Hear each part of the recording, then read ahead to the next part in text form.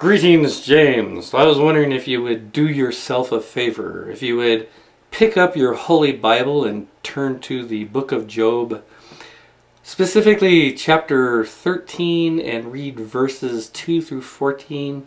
I think you would benefit from the advice found therein.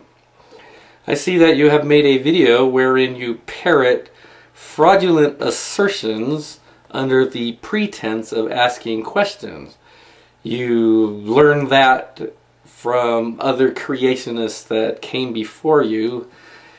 But even though you are spewing lies under the pretense of asking questions, that you are just merely parroting, your cult masters perhaps ordered you to believe that those so-called questions are really valid. You really don't have an excuse for parroting lies and bullshit here in the information age, where a few minutes of effort on your part would tell you that what you are saying is not only bullshit, but is lying and deceptive and dishonest. I find it extremely difficult to find honest creationists out there on the internet, and certainly in YouTube. It is kind of sad to see that you have been given the opportunity to be honest in your videos, and you chose to not be. It's pretty damn sad.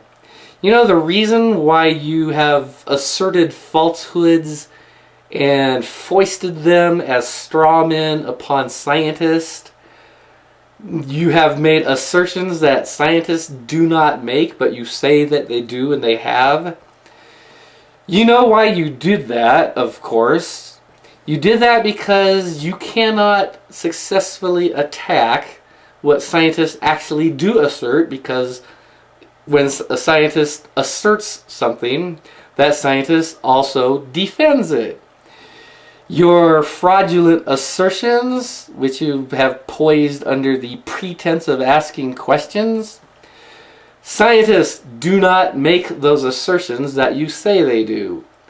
Therefore, they don't defend those assertions because they're not their assertions, and then you attack those assertions that they do not defend, because you can only attack successfully assertions nobody is defending. For example, I made notes. The assertion that the creation of matter and the elements has something to do with evolution and evolutionary theory does not. No scientist out there says it does. The assertion that scientists claim inorganic rocks and minerals turn into life forms. No scientist says that. No scientist therefore defends that assertion, but you attacked it anyways because nobody's defending those assertions, so it's real easy to attack those assertions. Specifically speaking, life arose from organic matter, not inorganic matter. We know that because all the evidence says it does. The assertion that scientists claim lightning struck a pool of sludge, I guess, or a pool, and formed DNA. No scientist asserts that. No scientist therefore defends that. So you attacked that position because nobody's defending it.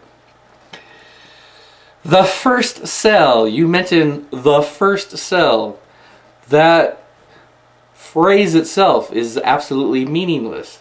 How are you demarcating what a cell is compared to a protocell or even a proto-protocell?